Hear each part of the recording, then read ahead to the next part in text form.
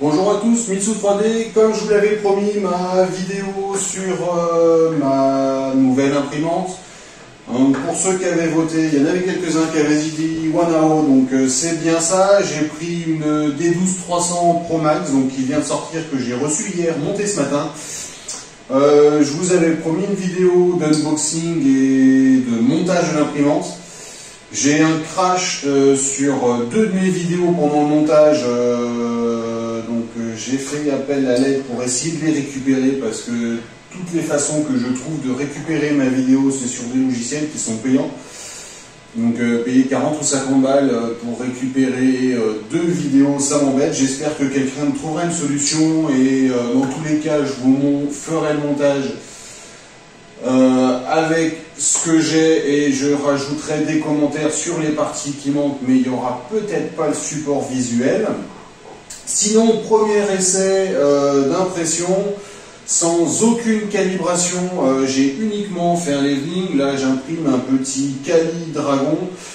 J'ai mis mes paramètres de vitesse de base, donc en couche, en paroi externe, j'ai mis 30 ou 35 mm par seconde, je suis en 60 intérieur, je suis en 40 mm par seconde remplissage dessus, dessous, et j'étais en 30 en couche initiale. Je n'ai touché à rien, on entend un petit clac de temps en temps, donc la buse accroche la pièce, je ne sais même pas si ça va aller au bout. Il y a quand même une très bonne adhérence sur ces plateaux, je ne l'ai même pas nettoyé, j'ai mis les mains dessus, pour l'instant la pièce elle accroche, il n'y a pas de warping.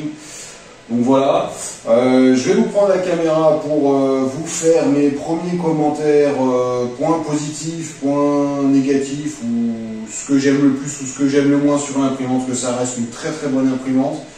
J'ai été agréablement surpris par pas mal de points, mais vu la gamme de l'imprimante, j'ai des petites retouches avis perso qui sont quand même dommages.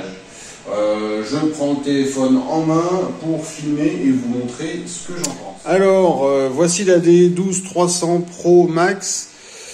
De haut en bas, les gros points positifs, les raidisseurs avant et arrière, pour rigidifier la structure par rapport principalement au ghosting et obtenir des vitesses d'impression correctes. J'ai pas encore fait de test de vitesse d'impression, mais c'est relativement bien foutu.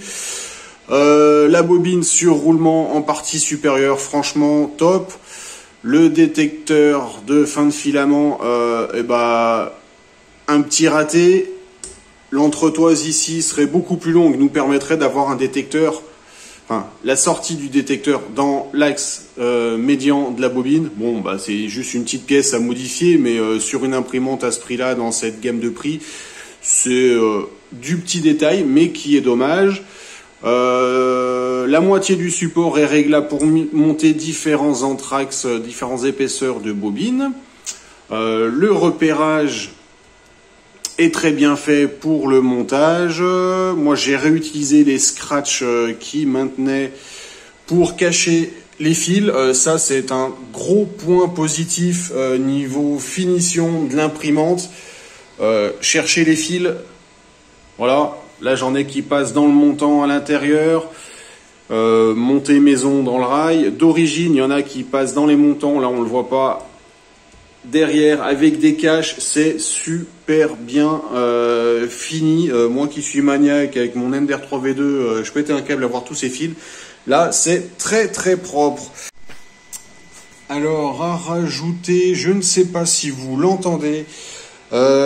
Ici, on a la carte d'alim, je pense, parce qu'on a la ligne qui est branchée de ce côté, donc elle doit être ici. On a pas mal de grosses aérations dessous. Et ici, j'ai un petit ventilo qui doit être celui de la carte mère.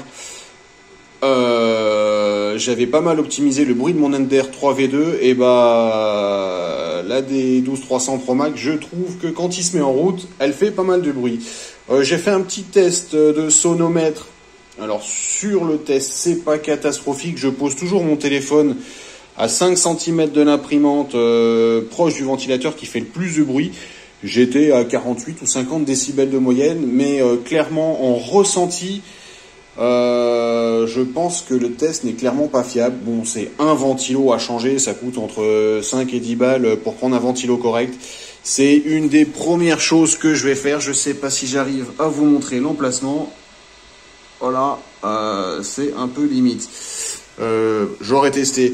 Je vous ferai dans tous les cas une petite vidéo sur le remplacement. Il y a l'air d'avoir 6 ou 10 vis là-bas dessous pour enlever la plaque et avoir accès directement au ventilo. On est sur du 24 volts. Donc les ventilateurs que j'ai en stock et que j'ai monté sur mon Ender 3V2 seront sûrement compatibles. Donc je pourrai faire ça assez rapidement et voir le gain de bruit. Un autre petit point négatif, en tout cas sur le firmware écran, que j'ai remarqué, je vous le montre. Donc ici on peut avoir l'affichage de la pièce, j'ai pas encore fait la manip, je suis pas encore occupé trop de tout ça. Donc le temps en cours, le pourcentage d'impression, le Z en cours. Voilà, on n'a pas le temps estimé, c'est quand même bien pratique le temps estimé de fin de print. Moi, c'est quelque chose que j'apprécie plutôt pas mal. Voilà, un petit truc qu'on pourra corriger quand on aura des firmware ou peut-être même le firmware en français a déjà eu la correction. À voir. En tout cas, sur celui d'origine, quand l'imprimante est neuve, ce n'est pas possible. Le Direct Drive, il a l'air très bien. Deux gros défauts à voir sur le long terme, ce que ça donne. On a une prise Ethernet et une connectique à côté. La prise Ethernet type PC avec des vis pour la bloquer. Et bah dans la partie femelle, il n'y a pas d'empreinte pour les vis. Donc les vis ici, elles servent à rien. Donc je vais finir tout simplement par les couper pour que ce soit plus joli et gain de poids parce qu'elles servent à rien. Ça sert à rien de les garder. Et la connectique qui est ici, elle se clipse pas, elle est juste posée dedans. Donc soit la connectique est foutue et le petit crochet anti-retour il fonctionne pas, soit il y a quelque chose d'autre ou voilà. Donc sur une pièce mobile, une connectique sur une pièce mobile, clairement je crains dans le temps. Il y a les fils dessous, pareil, j'avais pas vu, donc je vais voir pour les ranger un petit peu mieux. Voilà. En point négatif, voilà, je suis sur la page que j'ai déjà pu voir, le réglage du Z offset en cours de print.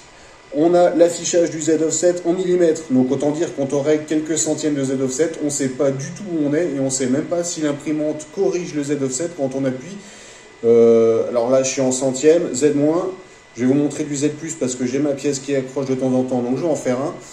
Et vous voyez, on ne sait pas si c'est pris en compte et on ne sait pas à quelle valeur on est. Donc j'espère en corrigeant, je dois télécharger le firmware français, là c'est encore le firmware d'origine, que ça va corriger le défaut. Défaut esthétique pareil, les autocollants, il n'y aurait pas la partie translucide, on serait que sur le blanc. Au début, j'ai cru que c'était un cache et qu'il y avait le blanc dessous, mais j'ai pas osé tirer. Ça a vraiment l'air d'être l'autocollant d'origine. Donc, en termes de finition, sur une machine à presque environ 450 € net, c'est pas super joli. En fait, ça vient que le plastique il est brillant et que la finition dessous elle est mate et très légèrement granuleuse. Du coup, on voit plein de micro bulles d'air. Ça reste vraiment du détail visuel, c'est très loin d'être catastrophique. Un petit point que moi sur mon installation j'aurais préféré autrement, l'alimentation. Alors faut que je fasse attention de ne pas éteindre mon imprimante. L'alimentation, le cordon, la prise sur le côté gauche, on a énormément de place dessous. Elle aurait été sous le plateau.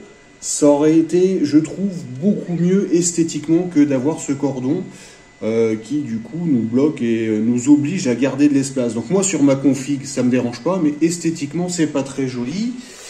De ce côté, donc, on a le slot micro SD, une connectique USB, donc avec la clé fournie pour stockage, et du coup, à la place de la micro SD, on utilise une clé USB aussi possible.